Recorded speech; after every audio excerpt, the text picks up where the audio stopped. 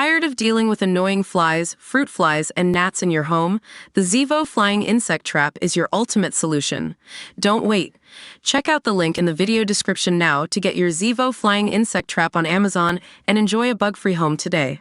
A former bikie who bashed a woman and left her burnt body in bushland had his judgment impaired through heavy use of the drug ice, a judge has said. Benjamin Troy Parks, 46, was found guilty of violently murdering Namja Carroll with his co-accused Robert Sloan on July 14, 2020. The 33-year-old's body was then doused in petrol and set alight before being discovered by a bushwalker hiking through the area at Sandy Point, in Sydney southwest, 15 days later.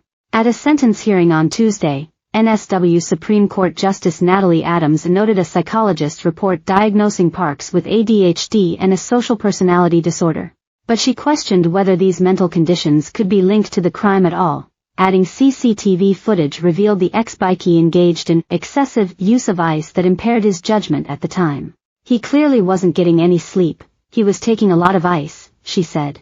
During the trial, the jury heard Ms. Carroll met Parks and Sloan when they were selling drugs out of Hunt's Hotel Liverpool, also in the city's southwest. Ms. Carroll had invested $8,000 in their illegal drugs business by drawing from her superannuation, jurors were told.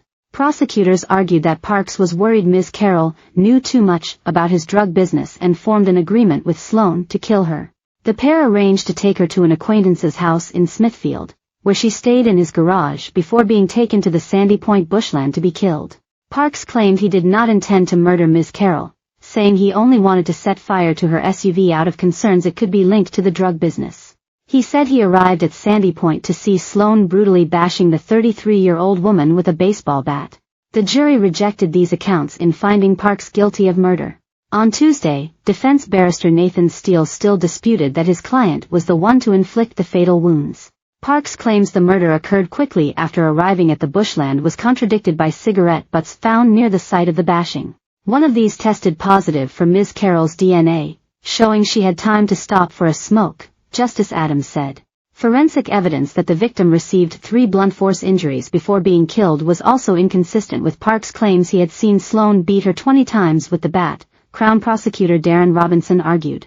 Justice Adams will sentence Parks on July 26. Sloan will face his own sentence hearing over the murder on Friday.